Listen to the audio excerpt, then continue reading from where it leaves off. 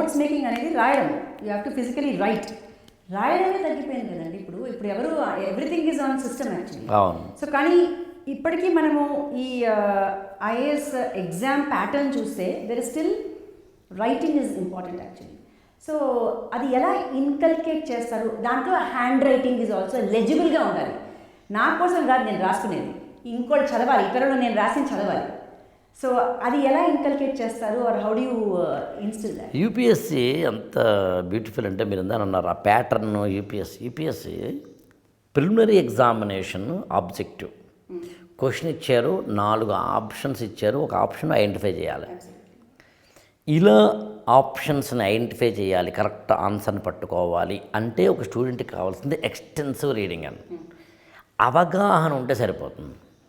Okay 4 ఆప్షన్స్లో ఇదైతే కాదు, ఇదైతే కాదు, ఇదైతే కాదు, ఈ 3 అయితే కాదులే ఆన్సర్ అనుకున్నప్పుడు 4th వెళ్తాడు ఎలిమినేషన్ ప్రాసెస్లో. అది ఎక్స్టెన్సివ్ రీడింగ్ మైండ్కి ఇవ్వాలనే ఉద్దేశంతో యూపీఎస్సీ దాన్ని ప్రిలిమినరీలో ఆబ్జెక్ట్ ఎగ్జామినేషన్ పెట్టింది. ఇంకా తర్వాత మెయిన్స్కి వచ్చేసరికి 250 మార్కులకి 125 + 125 అంటే 125 మార్కులు 2 ఎస్సేస్ రాయాలని ఇచ్చారు.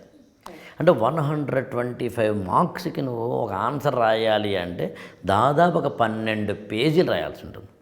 సో ఒక టాపిక్ మీద 12 పేజీల పాటు విస్తృతంగా నువ్వు రాయగలంత కెపాసిటీ ఉండాలి అంటే నీకు ఒక మంచి కంటెంట్ లోపల ఉండాలి, రాయగలిగిన కెపాసిటీ ఉండాలి. ఇది ఎస్సే అనే దాని ద్వారా తీసుకొచ్చింది. ఆ తర్వాత GS1, GS2, GS3, GS4 general స్టడీస్లో ఉంటాయి. అక్కడ 15 మార్కులకి, 10 మార్కులకి, 20 మార్కులకి, ఇప్పుడైతే 10-15 మార్కులు ఉన్నాయి ప్యాటర్న్ కాస్ట్ అటు ఇటుగా. అంటే ఒక 10 అంతకు ముందు రోజు నువ్వు ఎస్సే రాసినప్పుడేమో దాదాపు 15 పేజీలు రాయమని, ఇప్పుడు 10 మార్కులకి 1 పేజీ రాయమని. So UPSC is making you to be అన్ని ఆల్రౌండర్గా. అలాగే ఎథిక్స్ పేపర్, అలాగే ఆప్షనల్ పేపర్. అందుకే నేనేమంటానంటే యూపీఎస్సీ ఎగ్జామ్ ప్యాటర్న్నే నీకు బాగా అర్థమయ్యి దానికి తగ్గట్టుగా నువ్వు ప్రిపేర్ అవ్వాలి అనుకున్నప్పుడు అవసరమైతే ఎక్స్టెన్సివ్గా నువ్వు చదవగలిగే ఆప్షన్ పట్టుకోగలిగిన కెపాసిటీలోను, ఇంటెన్సివ్గా చదవగలిగే రాయగలిగిన కెపాసిటీలోను, అవసరమైతే 10 లైన్లలో రాయగలిగి ఉండాలి లేదా 10 పేజీల్లో రాయగలిగి ఉండాలి. ఇవన్నీ ఉండాలి. ఉంటేనే ఐఏఎస్ అవుతావు. అందుకు నీ కళ కన్నా అంటే డిజైర్ కన్నా నువ్వు డిజర్వ్నెస్ అర్హతని పెంచుకో. అందుకు రోజు డైరీ రాయి. అసలు రోజు రాత్రి పడుకునేటప్పుడు నేను ఇప్పుడు మామూలుగా కూడా ఎప్పుడు చెప్తాను, ఇప్పుడు దాన్ని కంపల్సరీ చేశాను. మినిట్ టు మినిట్ ప్రోగ్రాంలో రాత్రి పడుకునేటప్పుడు ఒక 10 నిమిషాల పాటు విటమిన్ జీ టైం అని పేరు పెట్టాను దానికి.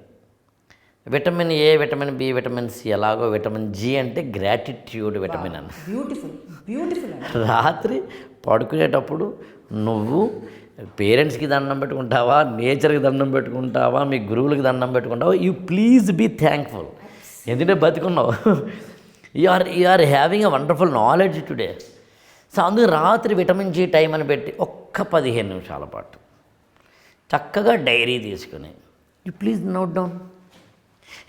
2 ఒక ఎమోషనల్గా రాయి. ఎస్ఐకి ఉపయోగపడుతుంది, జనరల్ ఎస్ఐకి అదే కావాలి. ఎమోషనల్గా రాయి, ఎథిక్స్కి ఉపయోగపడుతుంది. అంటే నీకు ఎగ్జామ్కి ఉపయోగపడుతుంది. అందులో ఇంతకుముందు మన ఇద్దరు మాట్లాడుకున్నప్పుడు నేను మీతో ఓ మాట అన్నాను, అదేంటంటే అంటే టైం వేస్ట్ కాకూడదు అని. అంటే నువ్వు డైరీ రాసేటప్పుడు కూడా ఐఏఎస్ కోసం థింక్ చేయమంటున్నాను నేను. అప్పుడు ఏమవుతుందంటే నీ మొత్తం సమస్త ఇంద్రియాలు, సమస్త అవయవాలు, సమస్త ఆలోచనలు ఒకదాని మీద ఉంటాయండి. అలా ఉండకపోతే అవదండి. ఇప్పుడు ప్రపంచ ప్రఖ్యాతిగా మీరు ఎవరినైనా చెప్పండి, ఇప్పుడు ఒక మంచి క్రీడల్లో అత్యద్భుతమైన కప్పు గెలిచిన వాళ్ళైనా చెప్పండి, ఒక దేశ ప్రధానమంత్రి అయిన వాళ్ళైనా చెప్పండి, ఒక శాస్త్రవేత్త అండి.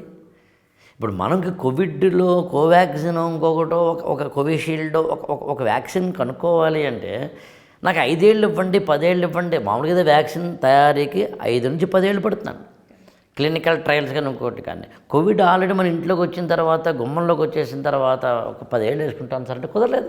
అంటే శాస్త్రవేత్తలు అంత కష్టపడ్డారు కదండి. మరి మానవాడి కోసం శాస్త్రవేత్తలు కష్టపడితే ఏ ఒక్క క్షణమైనా కనురెప్ప వేసి కాఫీ తాగుతాడా బోర్డర్లో ఉన్న సైనికుడు. అరే దేశాన్ని రక్షించడానికి బార్డర్లో ఉన్న సైనికుడు డిసెంబర్ 31 అర్ధరాత్రి పూట పోలీసులు ఇళ్లల్లో కాకుండా రోడ్డు మీద ఉంటున్నారే. నువ్వు తాగి తందనాలాడుతుంటే నిన్ను కంట్రోల్లో పెట్టేందుకు కుటుంబాలనేమో ఇళ్లల్లో పెట్టి తమ ప్రాణాలని పణంగా పెట్టున్నారే. వీళ్ళందరూ దేశం కోసం సమాజం కోసం చేస్తుంటే నీ తస్సది ఒక ఎగ్జామినేషన్ రాసేసి లైఫ్ లాంగ్ హాయిగా బతికేసేది కదా. మళ్ళీ ఇప్పుడు 5 ఏళ్ల తర్వాత మళ్ళీ ఎగ్జామ్ రాయడం లేదు కదండి. అదే ప్రైవేట్ సెక్టార్లో ఉన్నవాళ్ళు దినగండం అండి. రేపు వెళ్తే ఆఫీస్ ఉద్యోగం ఉంటుందో ఉండదో తెలీదు. వ్యాపారం పెట్టినవాడు రేపు బిజినెస్ ఒక్కరోజు ఏమి తీరికుంటే బిజినెస్ పోయినట్టే. మరి అంటే నువ్వు 6 నెలల్లో 1 ఇయర్ 2 ఇయర్స్ ప్రపంచాన్ని మర్చిపోయి చదవడానికి నేను అంటే యాక్చువల్గానండి నాకండి అని అంటున్నావు. స్టార్ గుర్తేసే కండిషన్స్ అప్లై అంటున్నావు అంటే నాకు టైం ఉంది కానీ యాక్చువల్గానండి అంటున్నావు అంటే ఏం చేయాలి ఇంకా? సో డిసిప్లిన్, డెడికేషన్, కన్సిస్టెన్సీతో పాటు vitamin G and totally bold over gratitude కనుక ఫాలో అవుతే ఈ ప్రిపరేషన్లో ఐఏఎస్ వస్తుందా రాదా పక్కన పెడితే ఒక మనిషిగా ఒక హ్యూమన్ బీయింగ్గా ఎదగడంతో పాటు ఎంత నాలెడ్జ్ ఎగ్జాక్ట్